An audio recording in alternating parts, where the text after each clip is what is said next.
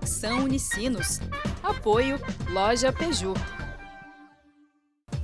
Olá, hoje é sábado 10 de abril. E você acompanha a Conexão Unicinos pela TV e pela FM 103.3. Síndrome do ninho vazio. No programa de hoje, véspera do Dia das Mães, você confere uma entrevista sobre este problema pelo qual muitas delas passam na hora que os filhos saem de casa. Tem também o resumo da semana, que traz os assuntos que foram destaque no Conexão nos últimos dias. Na agenda cultural, você fica por dentro de dicas de atrações para aproveitar os próximos dias na região. E ainda tem os detalhes da previsão do tempo para o domingo em todo o estado. Eu sou Jéssica Zang. Eu sou Isadora Meyer. O Conexão Unicinos está começando agora. Fique com a gente.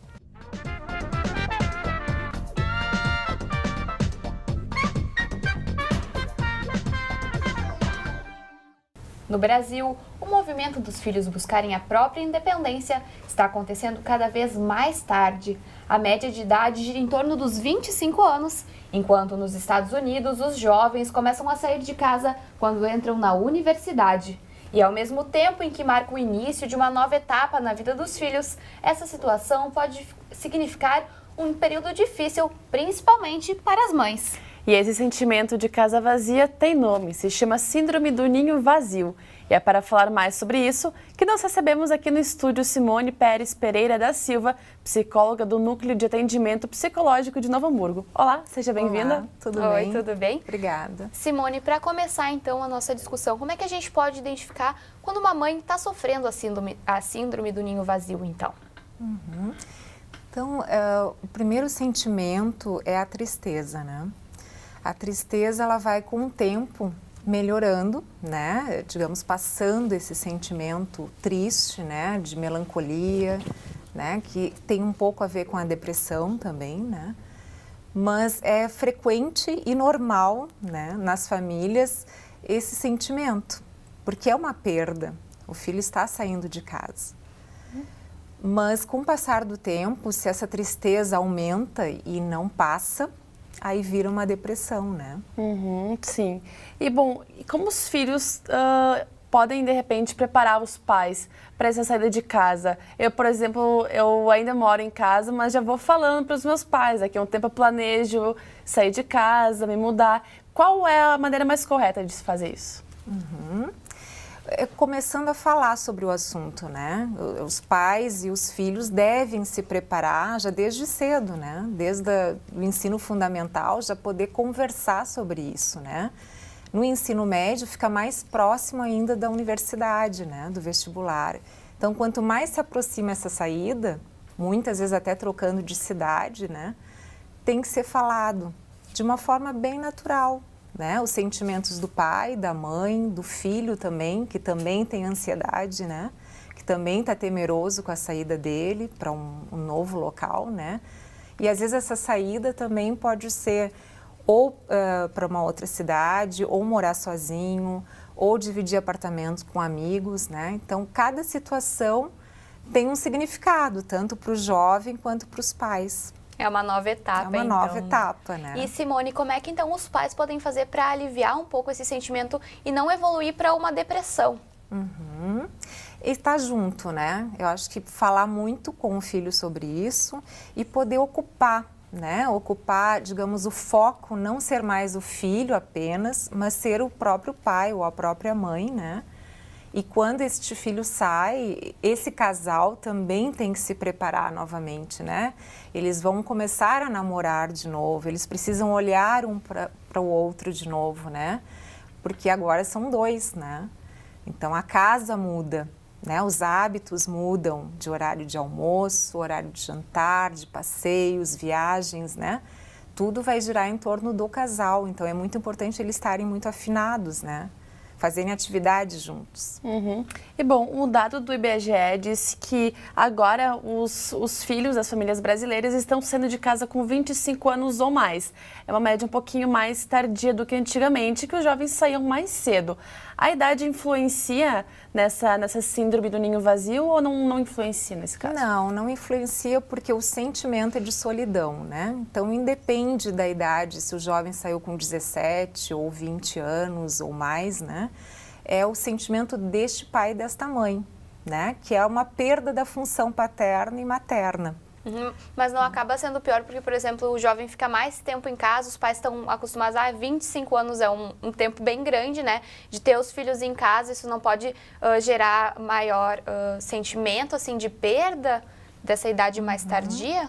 Depende da relação deles, né? Porque a gente tem que pensar também que a saída, às vezes, é porque o jovem quer independência, né? Essa independência para ele pode ter vontade mais cedo ou mais tarde, né? Depende muito do sentimento desse jovem. E para os pais, eles têm que dar esse suporte, né? Dar esse apoio para que eles tenham, então, essa independência, né? Certo. Independente da idade. E bom, é um momento que a maioria dos filhos aguarda, né, a saída de casa, mas eles também podem sentir um pouco isso, essa saída, Com enfim, certeza. tem algum problema? Isso influi muito como os pais, então, vão receber essa notícia da saída, né? Então, se eles recebem de uma forma dando apoio, incentivando, motivando, né, dando nortes para o filho, né, eles vão sentir de uma forma mais positiva a saída, né? Eles vão sentir nos pais alguém que vai dar esse suporte. Se os pais recebem de forma negativa essa saída, o filho vai sofrer também, né? Então, é bem importante, assim, essa união da família para que seja algo bom, que seja esse projeto novo do filho agregue mais para a família, né? Eu acho que tem que ver pelo lado bem positivo, assim, uma saída é para a mudança, né? É para melhorar de vida, para melhorar tanto profissionalmente quanto no lado pessoal, né? Então, porque às vezes a saída também é para casar, né? Então, eles têm que dar essa sustentação. É sempre os pais, então, apoiando os filhos e os filhos preparando os pais para que eles não sintam tanto essa saída. Exatamente, né? O diálogo, né? Acima de tudo. Exato. E, bom, em algumas situações pode acontecer, o filho sai de casa, vai para a universidade, vai trabalhar fora, mas pode acontecer de algo não dar tão certo assim, ele tem que retornar. Então, como a família deve lidar com essa volta? Para o filho também não sentir tanto, né? Eu acho que de forma mais leve e natural possível, né? É um retorno, então é uma nova fase que os pais vão ter que se adaptar. Todo o desenvolvimento da criança e do jovem é assim.